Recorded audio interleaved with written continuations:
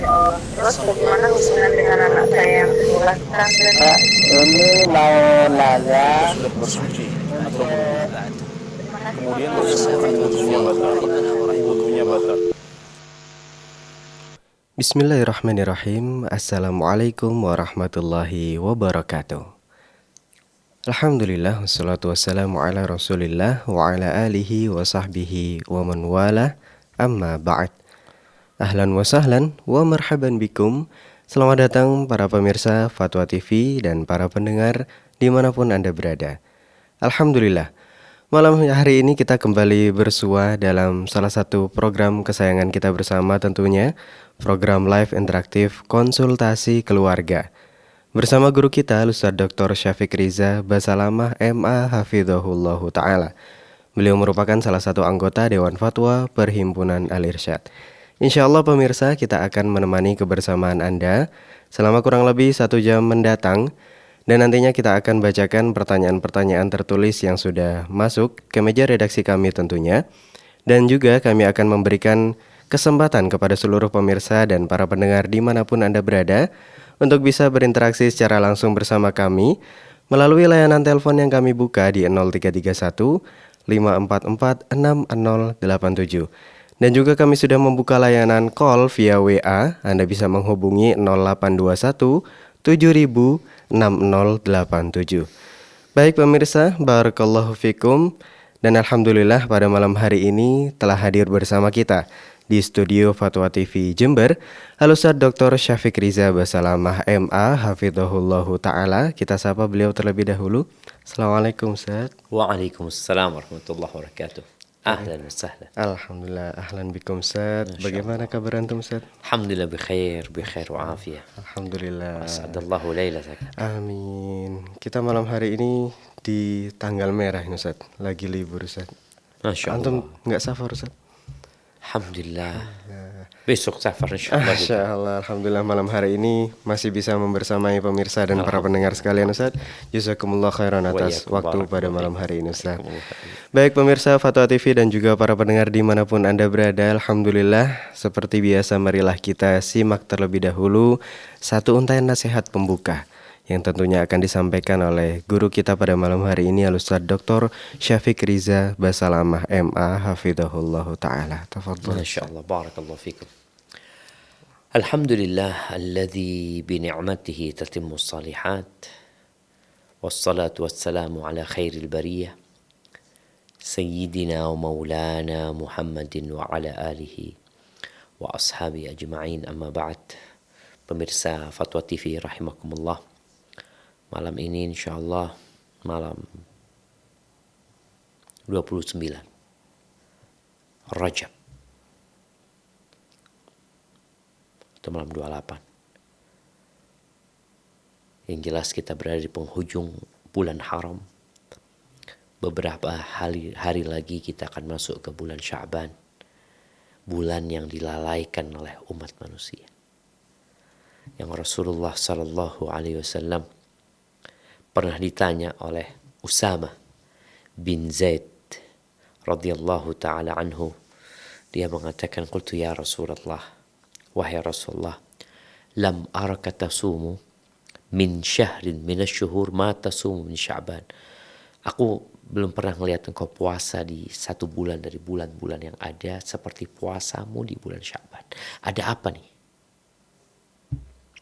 Apa kata Nabi SAW? Dzaka syahrun yaghfalun nasu fihi anhu. Itu bulan yang manusia melalaikannya. Bulan ini bulan kecepit ya. Baina Rajab wa Ramadan. Bulan ini terletak di tengah antara bulan Rajab, salah satu bulan haram, dan bulan Ramadan, bulannya Al-Quran, bulan diwajibkannya puasa. Banyak orang lalai. Dia menganggapnya bulan itu bulan yang biasa, tidak memiliki fadilah. Wahwa syahrun turfa'u fihil a'mal ila rabbil alamin. Ternyata bulan Sya'ban ini bulan diangkatnya amalan menuju kepada Allah Rabbul Alamin. Wa uhibbu an yurfa'a amali wa ana sha'im. Aku ingin amalanku diangkat dalam posisi aku sedang berpuasa. Hadis rawahun Nasa'i. Ahibati fillah, banyak masalah di keluarga yang terkadang kita bingung mencari solusi untuknya. Di antara solusi untuk berbagai macam permasalahan kita adalah mendekatkan diri kepada Allah Azza wa Jalla. Dan salah satu amalan yang paling dicintai Allah adalah puasa. Maka perbanyak puasa sunnah di bulan Sya'ban. Bagi ibu-ibu yang masih punya utang, lunasin utangnya di bulan Sya'ban. Ini bulan diangkatnya amal menuju kepada Allah Azza wa Jal. Dan di antara tombok hati ya, orang kadang kala gundah, gulana, ya, galau. Ada banyak penyakit hati yang menimpanya. Salah satu obatnya puasa. Man shoma yauman fi sabilillah. Barang siapa yang berpuasa satu hari di jalan Allah Azza wa Jal, ba'adallahu bainahu wa bainan nari sab'ina kharifan. Allah jauhkan dirinya dari api neraka 70 tahun. Jadikan Sya'ban bulan persiapan untuk Ramadan. Perbanyak doa, Allahumma ballighna Ramadan. Ketika engkau mulai mempersiapkan diri, membersihkan dosa, membersihkan hati, menambah amalan dan ketakwaan kepada Allah Azza wa Jalla di bulan Sya'ban yang seharusnya dimulai dari bulan Rajab. Maka sebagian ulama mengatakan bulan Rajab itu bulan untuk menanam, bulan Sya'ban bulan untuk menyirami, bulan Ramadan bulan untuk panen. Insyaallah antum masuk bulan Ramadan akan dapat berjuang dengan yang lainnya, akan dapat berlomba dengan orang-orang yang berlomba. Tapi kalau antum tidak latihan, kalau antum tidak persiapan, tatkala orang-orang berlari panen pahala, berlomba menghimpun ganjaran dan keridhaan Allah Azza wa Jal menuju pintu surga, antum dalam kondisi tidak mampu berbuat apa-apa. Dan kita melihat banyak orang ini bulan Ramadan tidak dapat memanfaatkan momentum tersebut untuk meraih pahala yang terbaik di sisi Allah Azza wa Jal. Barakallahu fiik. Maka Allahumma barik lana fi Rajab wa Sya'ban wa ballighna Ramadan. Semoga Allah menyampaikan kita ke bulan Ramadan. Barakallahu fiikum. Wafikum barakallah, Masya Allah. Syukran Ustaz atas satu untayan nasihat pembuka yang Masya Allah sangat indah. Jazakumullah khairan kathiran. Yang semoga satu untayan nasihat pembuka ini menjadi pengingat bagi kita semuanya dan menggugah hati kita, supaya kita memanfaatkan waktu kita, terutama kita akan masuk di bulan Sya'ban ini, sehingga kita menjadi hamba Allah yang taat kepada Allah Subhanahu wa Ta'ala dan bisa memanfaatkan waktu dengan sebaik mungkin. Amin ya Rabbal Alamin. Baik, pemirsa Fauta TV dan juga para pendengar dimanapun Anda berada, sebelum kita lanjutkan, maka kita akan sapa terlebih dahulu para pendengar yang sedang menyimak live interaktif pada malam hari ini melalui relay radio yang tergabung di dalam RTVC. Di antaranya ada Radio Binbas Yogyakarta, Radio Sahabat Tegal, Radio MDFM Probolinggo, Radio Hang FM Batam, Radio Amuba Pangkal Pinang, Radio Sago FM Sumatera Barat, Radio Gema FM Bontang, Radio Al-Hikmah Banyuwangi, Radio Tuah FM Riau, Radio Madinah Caruban, Radio Mas FM Seragen.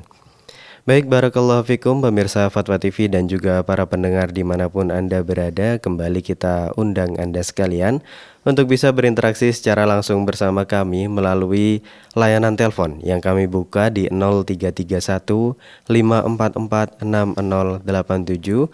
Dan juga ada layanan terbaru dari kami yaitu call via WA. Anda bisa menghubungi nomor di 0821 7000 6087. Baik pemirsa Fatwa TV dan juga para pendengar dimanapun Anda berada, kita bacakan terlebih dahulu pertanyaan tertulis yang sudah masuk ke meja redaksi kami. Ada pertanyaan pertama Ustaz dari saudara Yudi di DKI Jakarta. Bismillah, izin bertanya Ustaz. Seorang suami mentalak satu istrinya, kemudian setelah 1 tahun tidak rujuk, resmi berpisah dari rumah. Apakah status sang istri tetap talak 1 yang boleh dinikahi lagi, atau talak 3 tidak boleh dinikahi lagi kecuali sudah bercerai dari suami yang lain? Terima kasih Ustaz atas Tunggu. penjelasannya. Dia ini sudah menceraikan istrinya Betul Ustaz. selama 1 tahun. Iya, Udah pisah nih. pisah rumah Ustaz. Nah, Ustaz. Mm-mm. Kemudian apakah status sang istri itu tetap talak 1 yang statusnya Atau boleh jadi rujuk? talak 3 gitu. Iya, na'am. Nah. Ya ahibati fillah. Allah Azza wa Jal memperbolehkan talak pada saat diperlukan. Makanya sebagian ulama berpendapat hukum asalnya talak itu nggak boleh. Berbeda dengan nikah, dianjurkan. Talak hukum asalnya nggak boleh. Tapi ketika dibutuhkan, ya mau gimana lagi. Kadangkala ada banyak ketidakcocokan. Terkadang kebersamaan membuat hidup berantakan. Berpisah dengan harapan setiap pasangan akhirnya mendapatkan takdirnya yang lainnya. Allah Azza wa Jalla mengatakan at-talaqu marratan. Fa imsakun bima'ruf aw tasrihum bi ihsan. Talak itu 2 kali yang boleh rujuk. Kalau sudah terjadi talak dan engkau mau melanjutkan silahkan, artinya rujuk ya. Atau engkau mau berpisah, ya udah berpisah. Kumpul baik-baik, berpisah baik-baik. Ketika seorang wanita diceraikan oleh suaminya, di mana sang perempuan ini kalau diceraikan pertama ada masa iddah. Dan di masa iddah itu ingat para suami, engkau masih punya kewajiban memberikan nafkah kepada istrimu yang dalam masa iddah. Masa iddah itu 3 kali masa suci atau 3 bulan bagi mereka yang tidak datang bulan.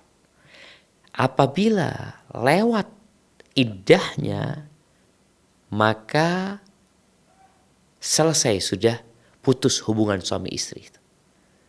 Kalau sang suami mau rujuk, nggak bisa. Kalau dia mau kembali kepada istrinya, maka harus nikah baru lagi. Jadi dalam masa iddah itu dia talak ya talak 1 tetap ya nggak berubah posisinya. Tapi ketika keluar masa iddah dia nggak bisa rujuk. Dia artinya kalau rujuk itu tanpa persetujuan pihak istri. Ya sudah sang suami mengatakan aku rujuk engkau. Rujuk sudah. Orang tuanya enggak mau. Saya enggak terima umpamanya. Enggak boleh rujuk. Sudah suami dengan mengatakan saya rujuk udah rujuk. Itu dalam masa iddah. Tapi kalau sudah keluar masa iddah, apalagi sudah setahun tadi, ada tambahan kalau istri hamil maka iddahnya sampai melahirkan. Apabila sudah setahun, maka tetap talaknya talak 1. Suami mau balik lagi, maka suami melamar lagi, menikahi wanita itu seperti dulu dia menikah. Kalau diterima lamarannya, alhamdulillah, nggak diterima ya udah.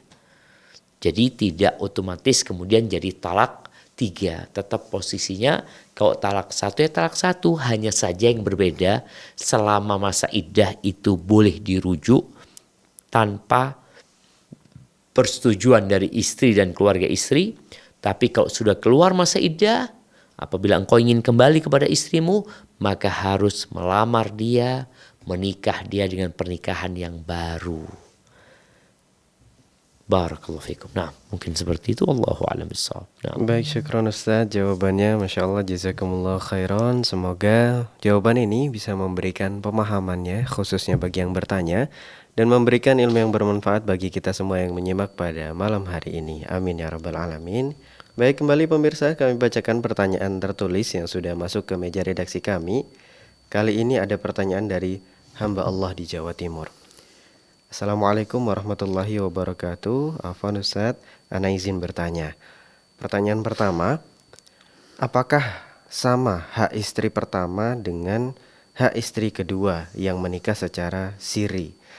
Kemudian yang kedua, apa hukum seorang suami apabila menceritakan semua konflik, kekurangan, dan yang membuat suami tidak suka dari istri pertama ke istri sirinya? Mohon penjelasannya Ustaz, jazakumullah khairan. Iya.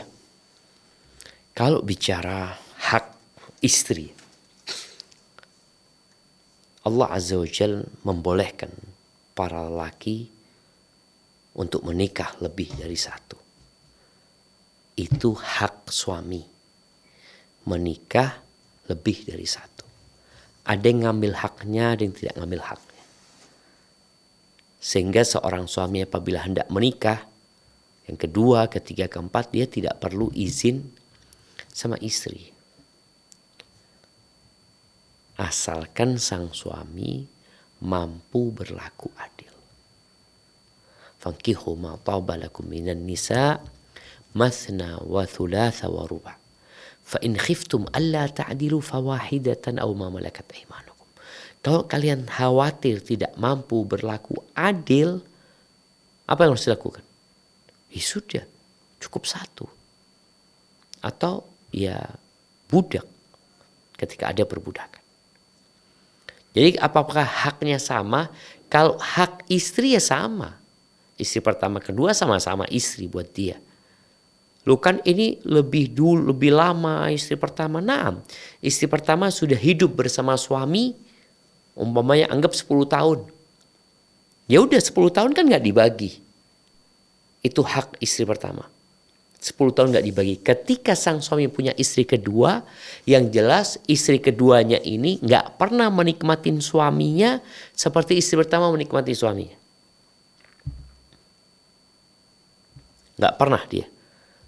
Dulu sendirian kemana-mana berdua. Tapi ketika sudah menikah, istri kedua ya dapat bagian yang sama dengan istri pertama. Bicara mabit, iya. Mabitnya umpamanya yang tidak bisa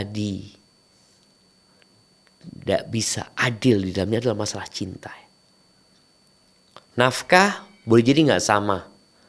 Karena nafkah ini bicara kebutuhan. Istri pertama punya anak umpamanya. Anaknya 5 istri. Kedua nggak punya anak gitu loh. Ketika sang suami memberikan nafkah, itu nafkah buat istri dan anak-anaknya, akhirnya seperti itu. Sedangkan buat istri kedua, ya buat istri doang, nggak ada anak di situ. Itu bicara keadilan, jadi haknya sama. Kecuali ada persyaratan. Model persyaratannya, sang suami mengatakan kepada istri keduanya, aku ini nggak bisa mabit di tempatmu kecuali hari umpamanya weekend. Hari Sabtu sama Ahad. Atau sebaliknya. Aku hanya bisa di tempatmu ini hari Senin sama Selasa. Kenapa? Karena sang suami mungkin punya pekerjaan di kota itu hari Senin sama Selasa. Sedangkan 5 hari sisanya dia pulang ke kotanya. Apabila sang istri kedua menerima, maka suami tidak dikatakan zalim. Karena sudah ada kesepakatan. Kalau sang istri sudah dikasih tahu tapi dia enggak, aku enggak mau, aku mau sama. Sudah berarti enggak bisa. Karena aku ke kota ini ya hanya 2 hari dalam sepekan. Atau boleh jadi dalam sebulan dia cuma sepekan di tempat itu. Kalau sang istri enggak mau, ya sudah, pernikahan tidak dilangsungkan. Tapi kalau bicara menceritakan semua konflik ya kepada istri kedua. Jadi kan kadangkala ya istri pertama mungkin berat. Dia punya kecemburuan yang tinggi, dia merasa suaminya diambil ini dan itu. Akhirnya mulai konflik. Apa hukumnya suami menceritakan konflik tersebut? Kalau dia mencari solusi dari istri kedua, maka nggak masalah. Kalau dia minta pengertian istri kedua, aku itu punya masalah di rumah, jadi aku itu mungkin kadang-kala nggak bisa kesini, kadang-kala telat, kadang-kala gini, dengan harapan istri keduanya ini memaklumi, karena memang ada sesuatu yang terjadi di sana. Tapi kalau sekedar menceritakan keburukan istri pertamanya, maka jadi riba. Jadi riba akhirnya. Seharusnya dia tidak mengumbar aib istri pertamanya kepada siapapun gitu loh. Yang terjadi di rumah ya udah cukup di rumah itu, nggak usah dipindah ke tempat lain gitu loh. Kalaupun mau cerita ya nggak perlu detail ya. Tadi umpamanya dia ingin istri keduanya memaklumi, aku Afwan kayaknya nggak bisa datang ke sana. Kenapa? Kondisi rumah lagi berantakan umpamanya seperti itu. Kalau dia maksa berangkat kan kadang ada istri kedua yang nggak mau tahu. Aku nggak mau tahu. Pokoknya ini malam jadwalku. Biasanya kalau kayak gitu nggak lama tuh pisah akhirnya nanti ya. Tapi apabila istri keduanya mau memaklumi, mau memahami, memang dia bisa disebut numpang suaminya orang gitu. Insya Allah rumah tangga bisa lakukan. Maka tolong para suami tidak mudah-mudah menceritakan konflik yang terjadi di rumah kecuali ada tujuan mencari solusi. Sekedar curhat berarti nggak perlu. Kalau curhat hanya menceritakan keburukan. Iya sih. Seperti itu. Enggak. Jangan sampai ya. Kita kan nggak boleh mengumbar aib. Ya istri nggak boleh menceritakan aibnya suami nggak boleh menceritakan aibnya istri, kecuali dalam kondisi yang disebutkan tadi. Barakallahu fikum. Wafikum barakallahu Ustaz. Masya Allah, syukron atas penjelasannya Ustaz. Jazakumullah khairan. Dari dua pertanyaan yang tadi diajukan dari saudara kita, Masya Allah, semoga bisa memberikan penjelasan ya bagi saudara yang bertanya dan juga memberikan ilmu yang bermanfaat bagi kita semua yang menyimak pada malam hari ini. Dan Alhamdulillah pemirsa Fatwa TV dan juga para pendengar telah terhubung bersama kita malam hari ini. Penelpon pertama ada Bapak hamba Allah di Malang. Masya Allah, kita sapa terlebih dahulu. Fatwa TV, Assalamualaikum. Waalaikumsalam warahmatullahi wabarakatuh. Masya Allah, silakan Bapak pertanyaannya. Afwan Ustadz, saya izin bertanya. Ahlan wa sahlan. Naam, tafadhal. Gini Ustadz, ini saya sering menanyakan ini ke Ustadz yang lainnya Ustadz. Jadi gini, mengenai suatu kasus di mana suami sama istri berzina sebelum nikah. Ya. Kemudian istrinya perempuannya itu hamil. Kemudian nikah. Dan anaknya itu cowok. Nah, kemudian anak keduanya lagi itu cewek. Nah, Siap. yang saya tanyakan bagaimana status nikahnya Ustadz? Yang kedua, Tunggu, Anda mau tanya. misal Dia Ya. ketika Ya, hamil melangsungkan pernikahan gitu. iya benar, Iya. Jadi dengan anak si pria yang yang pertama itu kondisinya hamil di luar nikah. iya Ustadz. Tapi anak yang kedua tidak kan? Oh enggak. Lahir dalam pernikahan gitu. Jadi ya lahir setelah menikah, Siap. tapi perempuan. Siap. Nah, Ustadz. Ya, Itu aja. Bapak. Ya, itu aja Ustadz. Sorry, yang ketiga Ustadz, mohon maaf. Mengenai anak angkat.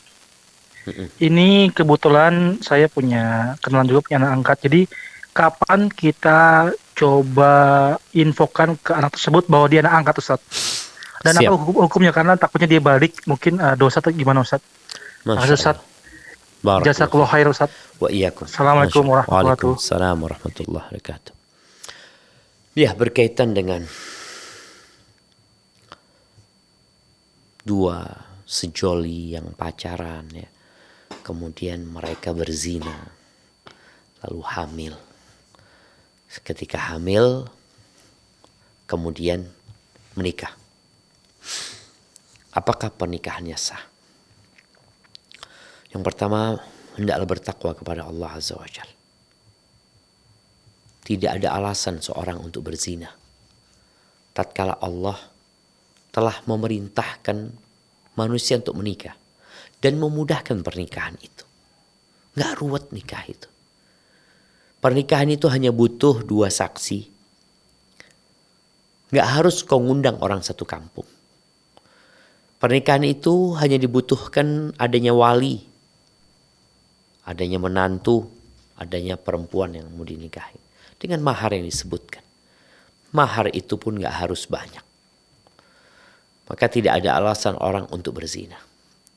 Akan tetapi jalan-jalan perzinaan di masa kini terbuka, lebar.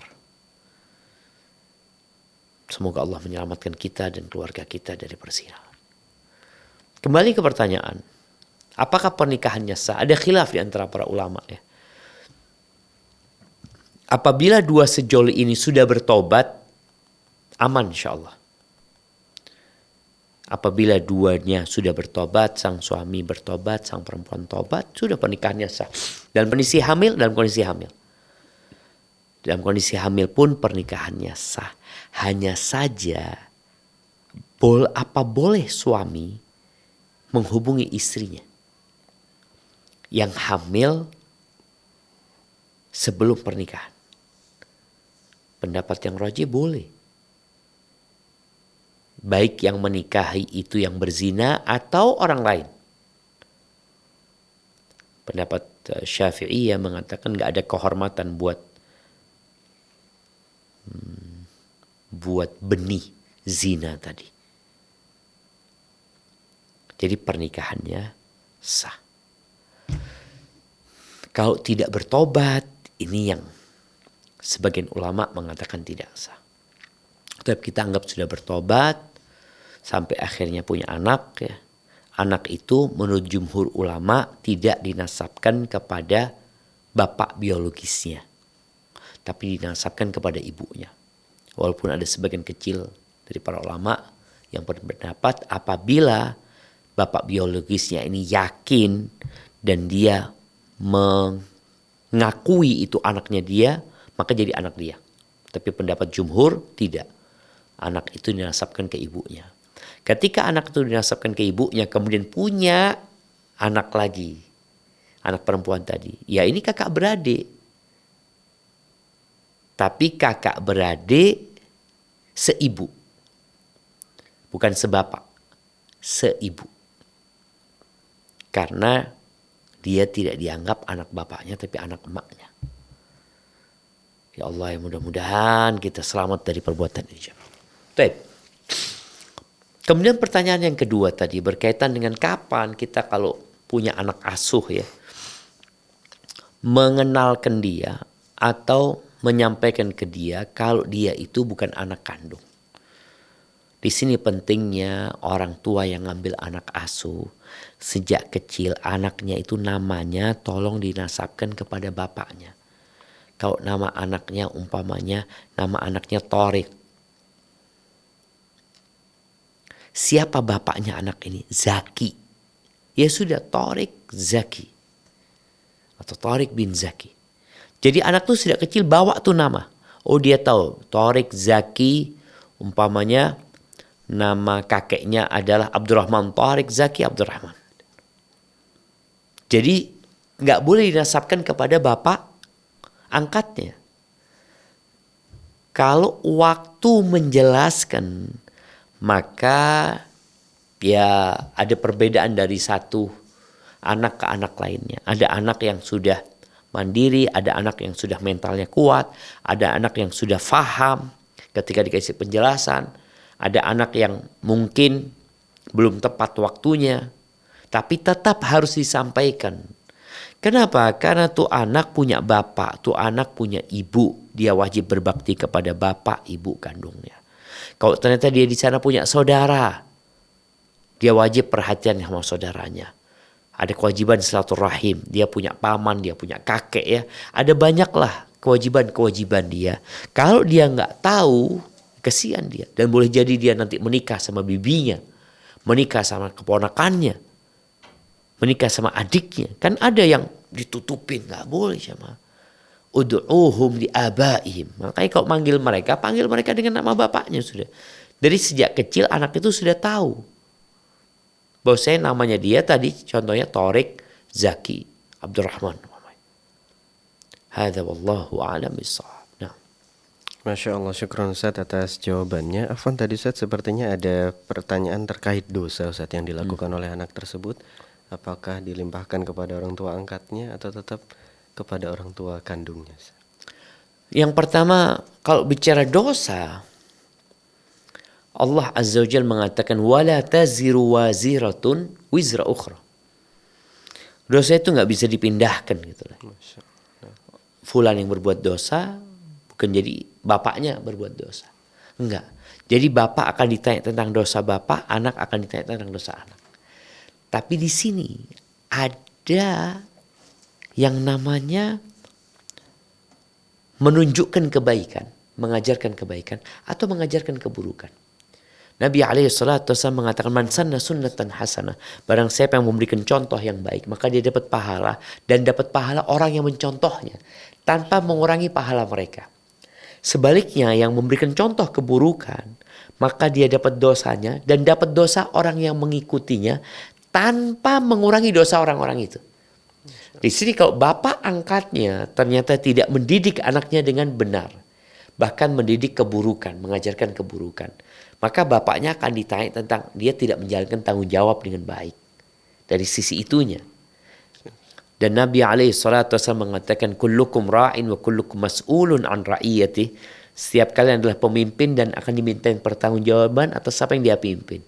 Jadi ketika seorang ayah, umpamanya kalau tadi pertanyaannya, apakah yang bertanggung jawab bapak angkatnya atau bapak kandungnya? Ketika bapak kandungnya menyerahkan kepada bapak angkatnya, maka di sini ada serah terima. Jadi tanggung jawabnya berada di bapak angkatnya. Tapi ada kondisi anak yang bapak kandungnya nggak tanggung jawab memang. Anak itu dibuang. Iya sih. Seperti itu. Sang bapak bakal ditanya nanti pada hari kiamat. Berkaitan dengan bukan dosa anaknya, berkaitan dengan dosa bapaknya ini yang tidak menjalankan tugasnya sebagai seorang ayah. Masya Allah. Seperti itu. Wallahu a'lam bishawab. Baik Ustaz, syukron atas jawabannya. Masya Allah, jazakumullahu khairan kathiran. Alhamdulillah pemirsa, pertanyaan dari Bapak hamba Allah tadi di Malang telah terjawab. Semoga bisa memberikan pemahaman bagi yang bertanya dan memberikan ilmu yang bermanfaat bagi kita semua yang menyimak pada malam hari ini. Amin ya rabbal alamin. Baik, kembali kita mengundang seluruh pemirsa dan para pendengar dimanapun Anda berada untuk bisa berinteraksi secara langsung bersama kami malam hari ini melalui layanan telepon yang kami buka di 0331 544 6087. Dan Anda semua juga bisa menghubungi via call WA di nomor 0821 7000 6087. Bagi Anda yang sudah mencoba menghubungi kami namun qadarullah gagal, kami harapkan untuk terus mencoba kembali sampai berhasil. Baik, Bapak Ibu dan para pemirsa, para pendengar dimanapun Anda berada, barakallahu fikum. Kami lanjutkan pertanyaan berikutnya yang sudah masuk ke meja redaksi kami. Kali ini ada pertanyaan dari saudara Rizky di Jawa Barat. Baik, qadarullah ada penelpon yang masuk Bapak Ibu sekalian, para pemirsa. Alhamdulillah kita sapa terlebih dahulu. Baik, Fatwa TV, Assalamualaikum. Waalaikumsalam warahmatullahi wabarakatuh. Baik, Masya Allah, Bapak hamba Allah di Bengkulu. Silakan Bapak pertanyaannya.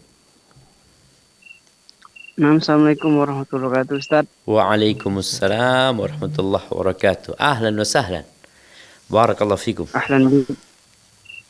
Ustaz, saya ingin bertanya, Ustaz. Tafadhal. Ini sedikit ada masalah teman saya, masalah keluarga. Siap. Jadi teman saya ini menikahi seorang janda cerai hidup, Ustaz. Nah. Berjalannya waktu, sang istri ini sudah nggak cinta lagi sama teman saya ini. Karena masih menaruh hati dengan mantan suami pertamanya, Ustaz. Siap. Segala usaha sudah dilakukan. Dimohon nasihat Ustaz bagaimana solusi terbaiknya. Barakallahu fiik. Jadi sebelum awal proses pernikahan Sudah itu berapa lama pernikahan memang itu?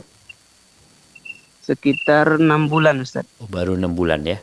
Oke, siap. Jadi awal dari pernikahan itu prosesnya syar'i, si istri pun ketika nazar bercadar ya pakaian syar'i lah, tapi ternyata setelah menikah dia belum kuat dalam hal agama gitu, Ustaz.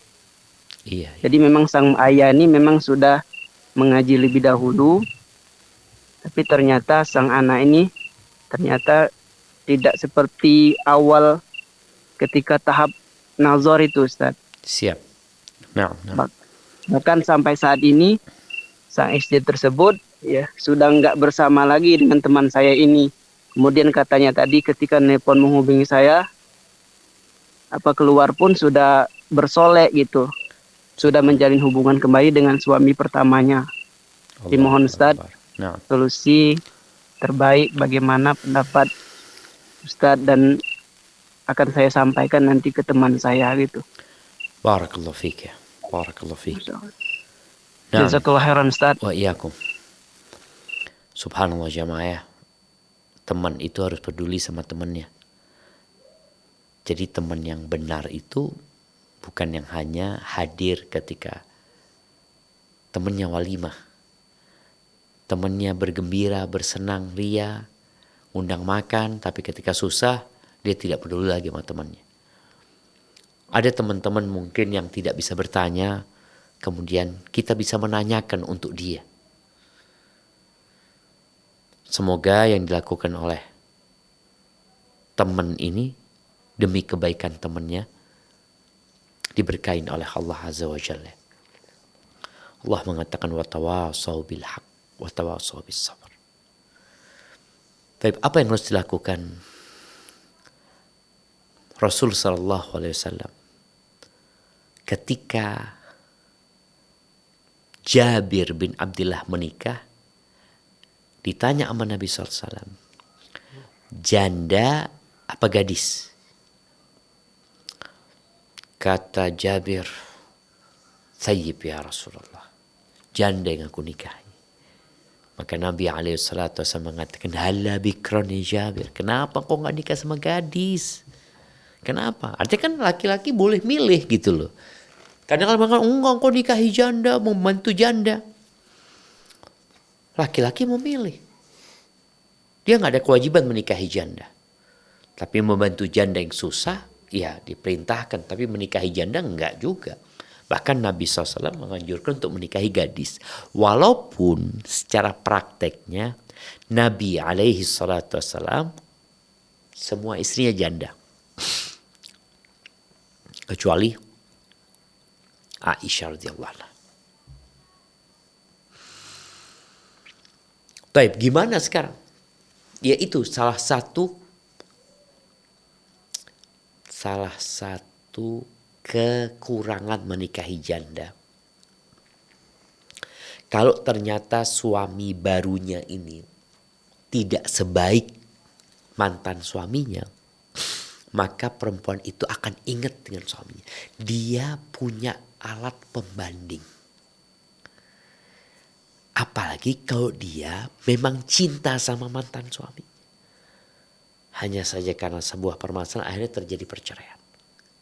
Itu dampak negatifnya. Kenapa dianjurkan menikahi gadis? Kalau gadis dia gak punya pengalaman apa-apa. Dia kenal sama laki-laki ya ini. Tapi kalau janda enggak, dia pernah punya suami dan boleh jadi dia mencintai suaminya dan lama bersama suaminya. Sekarang apa yang perlu dilakukan? Yang perlu dilakukan sepertinya engkau ceraikan. Sampaikan kepada temanmu. Tapi sebelum menceraikan mungkin bisa konsultasi sama mertua. Sampaikan kepada mertua, sepertinya anak bapak ini dia ingin balik sama mantan suami. Dia sudah gak nurut, dikasih nasihat mungkin juga gak mau dengerin, keluar sudah tadi bersolek yang awalnya bercadar. Maka kalau engkau sudah konsultasi sama mertua, mungkin ada usaha perbaikan, tapi kalau nggak memungkinkan, ya udah. Daripada nanti istrimu selingkuh, dia berhubungan dengan laki-laki tersebut, engkau mungkin bekerja udah berat sekali. Semoga Allah memberikan ganti yang lebih baik buat teman antum. Hadza wallahu a'lam bissawab. Baik, syukron Ustaz atas jawaban yang telah diberikan. Masya Allah, jazakumullah khairan kathiran. Semoga bisa memberikan pemahaman ya bagi yang bertanya tadi dan menyampaikan kepada temannya, Masya Allah. Dan semoga bisa memberikan ilmu yang bermanfaat bagi kita semua pada malam hari ini. Baik, pemirsa Fatwa TV dan juga para pendengar dimanapun Anda berada, kembali telah terhubung bersama kita pada malam hari ini. Penelpon ketiga ada Bapak Ali di Medan. Masya Allah, kita sapa terlebih dahulu Fatwa TV. Assalamualaikum. Waalaikumsalam warahmatullahi wabarakatuh. Baik, silakan Bapak Ali pertanyaannya. Ya. Assalamualaikum Ustaz. Waalaikumsalam warahmatullahi wabarakatuh. Ahlan wa sahlan. Ini begini Ustaz. Gimana Pak Ali? Ada teman, jadi sudah lama pisah. Oke. Jadi yang laki-laki masih mau, sedangkan yang perempuan tidak mau. Selama ini udah pisah ranjang lah. Oh, masih suami istri. Jadi- masih suami istri. Iya, masih suami istri. Belum lagi ada akad cerai lah gitu. Siap. Tapi yang laki-laki masih mau, yang perempuan tidak mau. Mereka satu rumah Jadi Pak Ali. terus tidak. Sudah tidak satu rumah. Tidak. Iya. Jadi di sini bagaimana solusinya Ustadz untuk kalau bisa menyatukan mereka ini lagi ataupun untuk memisahkan cerai. Bagaimana solusinya Ustadz? Tolong Pak Ali, Ustadz, tolong penjelasan Ustadz. apa masalahnya? Masalahnya di mana gitu? Masalahnya dulu laki-laki ini pernah kira-kira selingkuh lah gitu dulu. Kata orang, mungkin gitu ceritanya sama istrinya.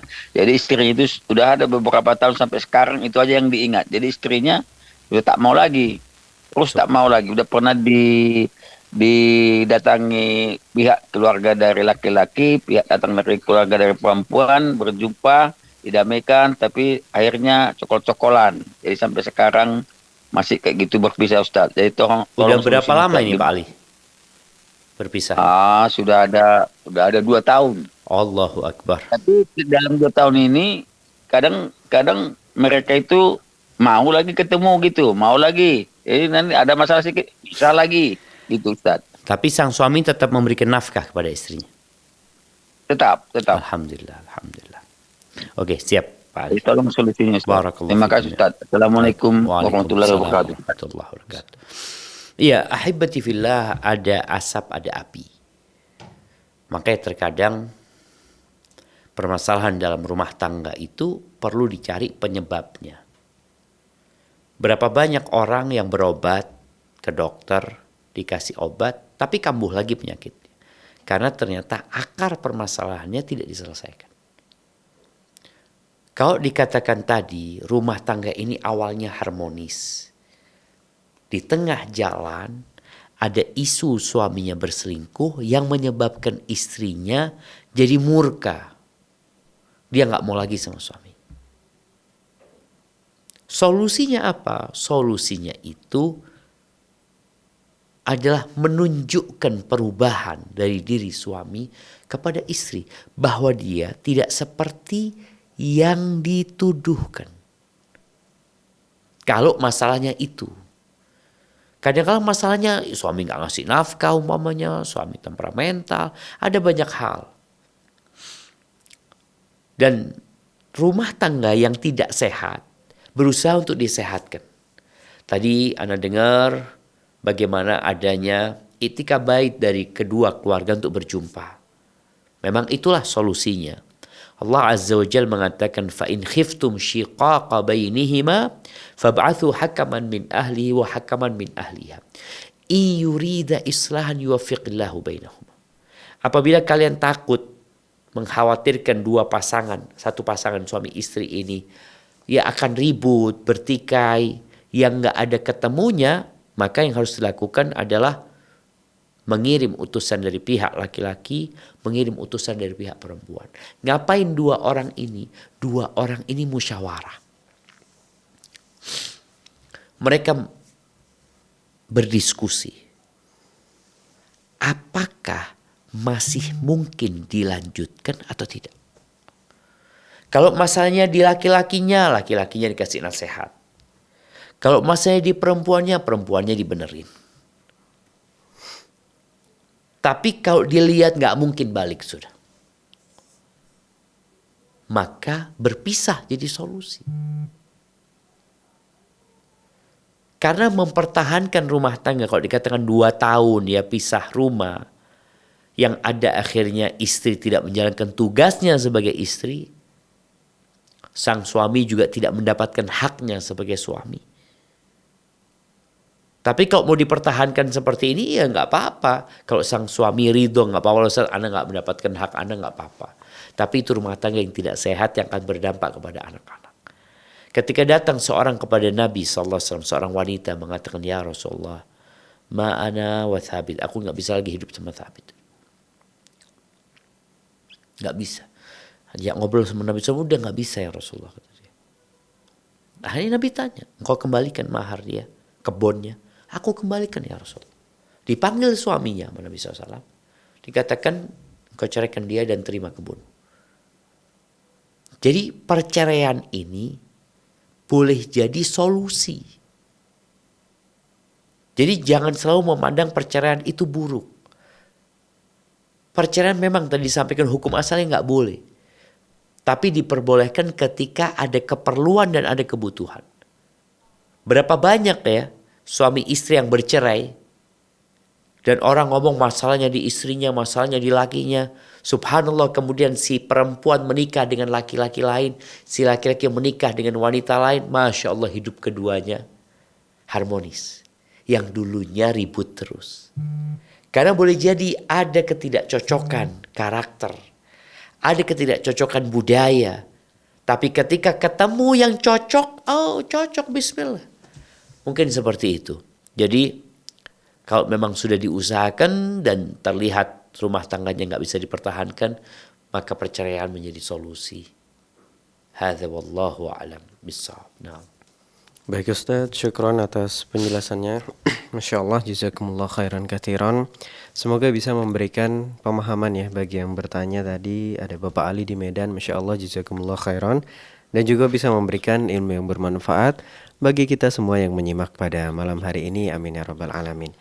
Baik, kembali kita bacakan pertanyaan tertulis yang sudah masuk ke meja redaksi kami. Kali ini ada pertanyaan dari saudara Rizky di Jawa Barat.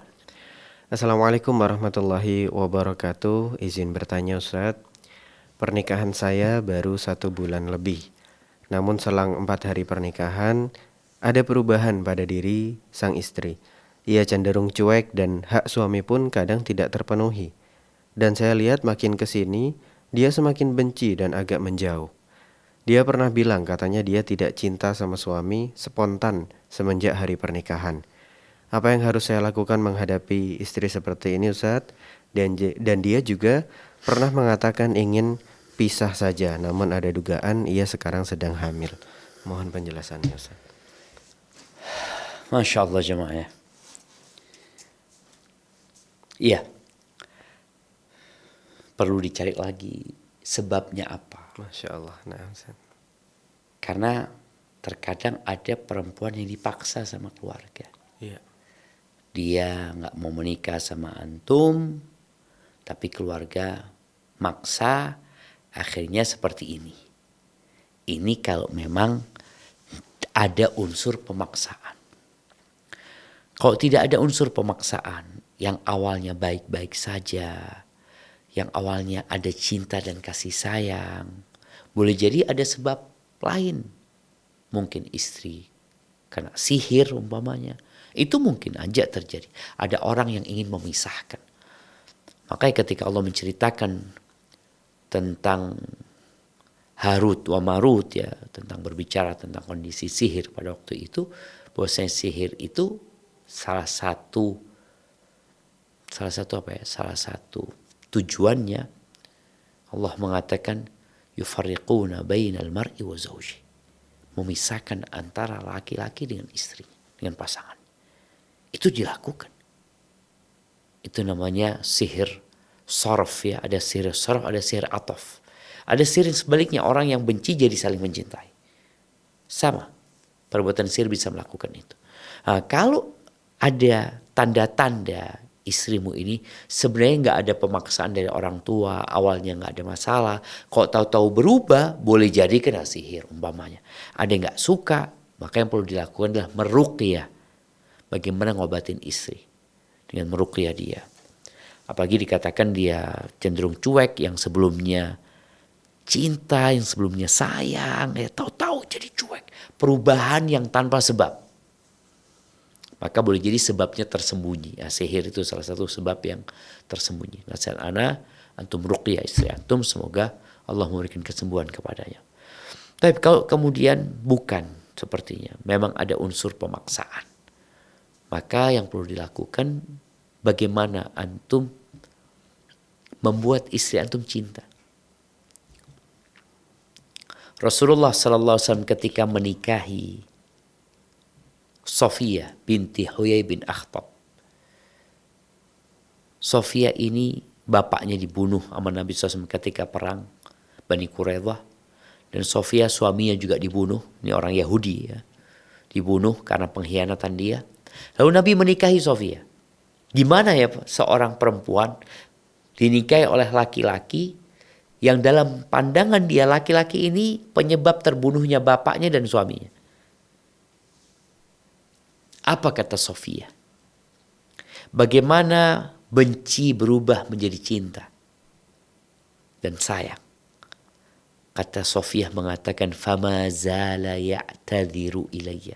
Nabi terus minta maaf sama aku, memberikan alasan kepada aku sampai perasaan benci itu hilang. Jadi cinta itu bisa dihadirkan. Makanya pernikahan itu tidak harus ada cinta, tapi ada kecocokan. Bagaimana cinta? Kata Allah Azza wa Jalla, wa ja'ala bainakum mawaddatan wa rahmah.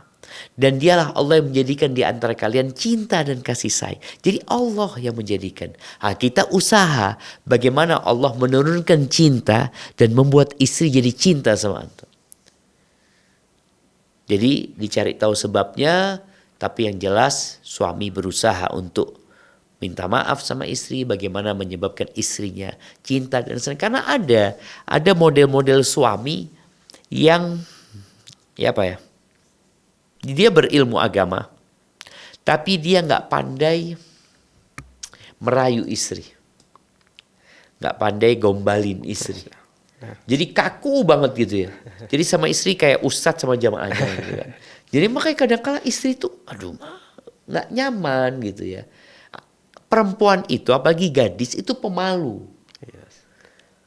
Jadi ketika dia pemalu, maka suamilah yang perlu bagaimana menggandeng dia. Jangan minta istri yang datang menggandeng dia, umpamanya memeluk dia. Loh, ini gadis, dia pemalu, hukum asalnya kayak gitu ya. Maka tolong sang suami ini berusaha untuk melakukan tindakan yang dapat menumbuhkan cinta dan kasih sayang. Jadi benih itu perlu dijaga, dirawat, disiramin, ketika berbunga dipelihara dari kumbang-kumbang yang dapat merusak dia. Insya Allah cinta itu akan kembali dan semoga Allah menjaga rumah tangga antum.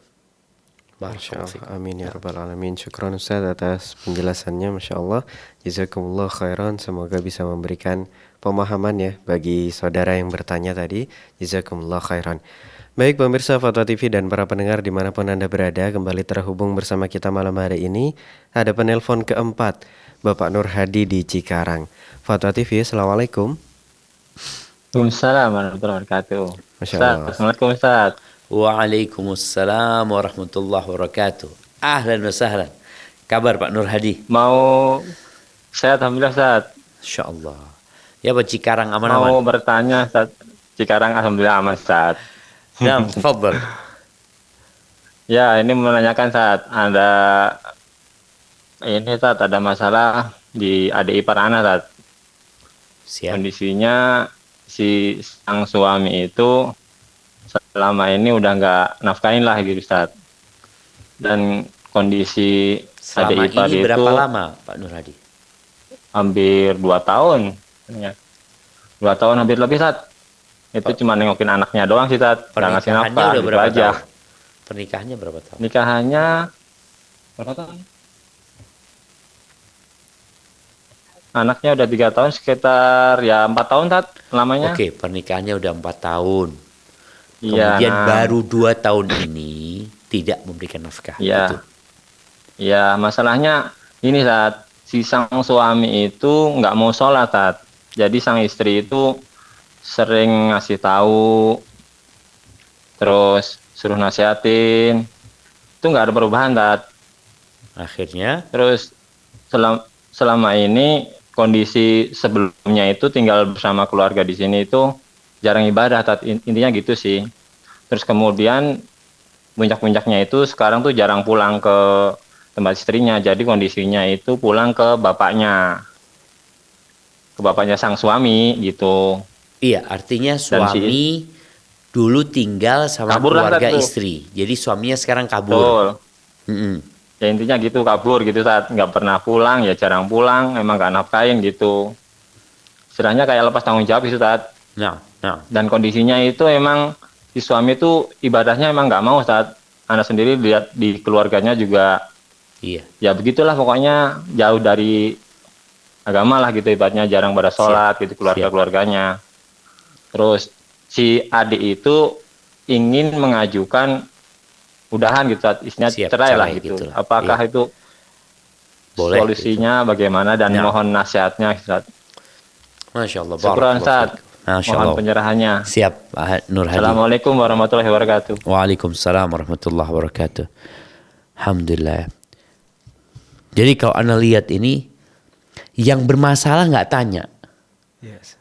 Yang tanya orang lain gitu kan. Menanyakan yang temennya, yang ini iparnya Masya ya. Allah, peduli saya. Ya, termasuk bentuk kepedulian, tapi juga seharusnya orang yang bermasalah dialah yang bertanya. Karena dia yang tahu apa masalah dia gitu. Mungkin ada hal-hal yang tidak diketahui oleh temannya yang mewakili dia bertanya. Tapi ala kulli hal, kalau tadi dikatakan suaminya nggak tanggung jawab ya, sekarang dikasih nasihat marah-marah, kemudian kabur. Apakah solusinya kemudian berpisah? Boleh jadi. Berpisah itu solusi. Tapi sebelumnya ada yang namanya mediasi. Maka tolonglah dari pihak keluarga perempuan datang menjumpai keluarga laki-laki. Masalahnya sebenarnya masalah yang sangat penting dalam agama. Mungkin dianggap remeh oleh mereka. Keluarga suami tadi dikatakan mungkin agamanya kurang, ibadahnya kurang, sehingga ketika suami nggak sholat, apa sih masalahnya? Cuma nggak sholat, masa udah mau pisah? Lu nggak sholat ini, menurut pendapat sebagian ulama itu imma dia dibunuh murtad, imma dibunuh kafir. Dalam mazhab Syafi'i dibunuh nih orang, tapi nggak kafir, tapi dibunuh kalau dia nggak mau sholat. Jadi bukan masalah yang remeh. Yang pertama dihisap hari kiamat adalah sholatnya. Kalau benar semuanya benar, kalau salah berantakan semuanya. Maka tolong datang jumpain pihak keluarga, apakah mau dilanjutkan. Kalau mau dilanjutkan, ya sudah dilanjutkan. Yang diminta oleh istri nggak banyak. Diminta bagaimana suami menjalankan kewajibannya kepada sang pencipta dan kewajibannya kepada istrinya. Tapi kalau ternyata memang tidak bisa dilanjutkan, ya cerai menjadi solusi. Karena sejatinya istri diperbolehkan gugat cerai apabila suami ya tidak sholat, suami tidak menjalankan kewajiban-kewajibannya. Hadza wallahu a'lam bissawab. Itu mungkin dapat Anda sampaikan, kurang lebihnya mohon maaf. Barakallahu fikum. Baik Ustadz, jazakumullah khairan katsiran, Masya Allah atas ilmu dan jawaban-jawaban yang telah diberikan. Itu tadi menjadi pertanyaan terakhir kita Ustadz pada malam hari ini. Barakallahu fikum, jazakumullah khairan. Dan para pemirsa Fatwa TV, usai sudah perjumpaan kita pada malam hari ini, jazakumullah khairan wa barakallahu fikum. Dan sebelum kami tutup, kami ingin mengajak pemirsa sekalian guna memanfaatkan peluang untuk berjuang bersama kami dalam syiar dakwah Islam di Fatwa TV melalui rekening aktif kami yang bisa Anda saksikan di layar kaca Anda masing-masing. Dan jangan lupa pemirsa, saksikan selalu program live interaktif Fatwa TV setiap hari Senin sampai dengan hari Jumat sesuai dengan jadwal yang telah ditentukan. Dan informasi seputar Fatwa TV dan Dewan Fatwa bisa Anda akses dengan sangat mudah melalui alamat website kami di fatwatv.id dan dewanfatwa.com. Baik, saya Bram Mastasinggi mewakili rekan kerja yang bertugas pada malam hari ini. Mengucapkan jazakumullah khairan dan mohon maaf atas segala kekurangan. Sampai berjumpa kembali pada pertemuan yang berikutnya insyaallah. Wassalamualaikum warahmatullahi wabarakatuh. Ya Allah. Terus bagaimana hubungan dengan anak saya yang dilahirkan? Ini mau nanya, Sudah bersuci atau belum? Kemudian bersentuhan dengan suami, wudhunya batal.